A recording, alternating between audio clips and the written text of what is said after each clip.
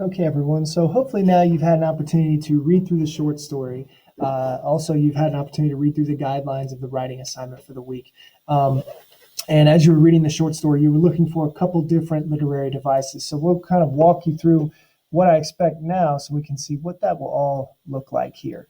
The first thing that you'll find on these slides, I put just a copy of the guidelines for the writing assignment. It's pretty straightforward, 400 to 500 words. Really, what I'm looking at is a clear definition of the author's message or the theme, the message about life. This third bullet point is what often trips people up. But I want you to explain how the author uses the story to get her message across. Specifically, discuss the idea of how two pieces of figurative language illuminate the theme.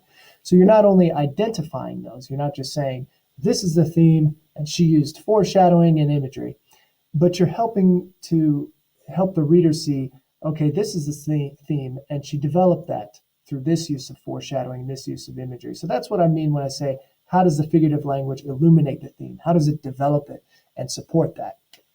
You'll also want to make sure you have examples and evidence from the text to support your claim, so it's not all just opinion. You have quotes in there to really back up what you're saying.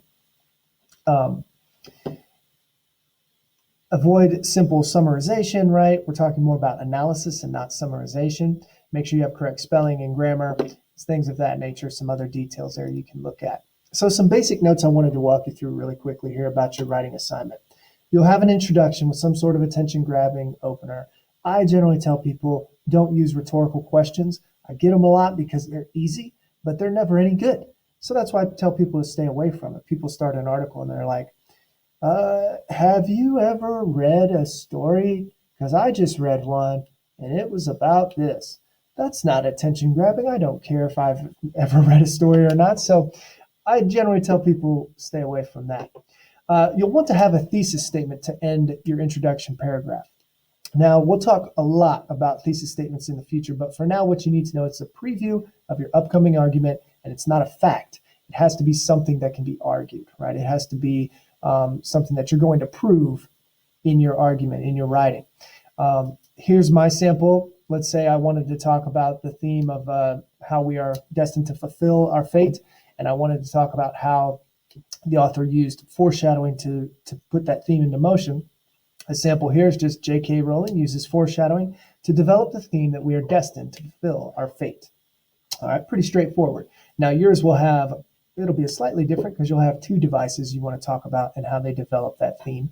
But when I read that, I should be able to see, okay, here's the theme you're going to be explaining, and here are the devices that you're going to explain how they illuminate your theme. And thesis sentences generally, for our purposes, are the last sentence in your introduction. So you'll have a couple sentences grabbing attention, and then you'll kind of link them naturally to your thesis. That'll be the last sentence in your introduction. If you have trouble with that, let me know. We can talk about it in class. You can send me an email, so on. The body of writing, then, is where the heart of your analysis will be. Remember to include transitions, topic sentences. Anytime you use the author's name, the first time you use it in any paragraph, you want to use the full name, not just their last name.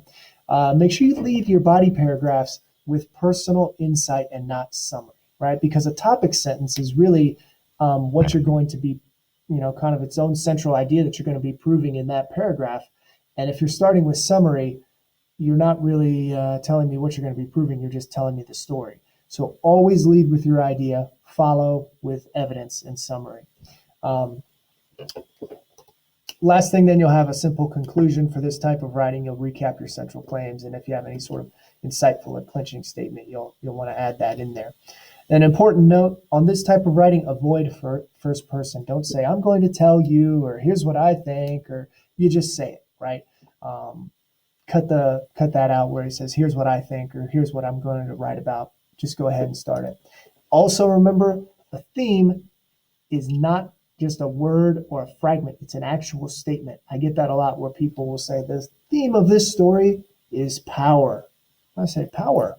Okay, well, what does that mean? Does that mean that those who have power can wield it to do good things? Or does it mean that those who have power will be corrupt? Two totally different meanings. So if you just say the theme of this story is power, that's not telling me much. I need an actual statement about that theme. So that's kind of the basics of your writing.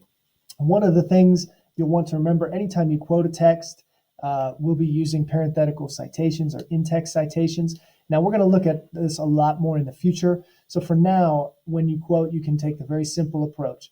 Basically, you'll just put the quote, you'll put the parentheses, author's last name, page number, close parentheses, and the period. So my example here, I start off with my own words. The author was able to create a suspenseful mood through her use of imagery when she stated, then I have my quote, I felt the apertures of my ears distend with concentration. Again, the creaking. I was waiting for it. Close quote, open parentheses, author's last name, page number, close parentheses, period. And notice at the period, it doesn't go after the sentence. It goes at the very end. I know that's weird looking, but that's how it's done. So keep that in mind. I'll go ahead and jump off of here now. So if you have any questions or anything, feel free to contact.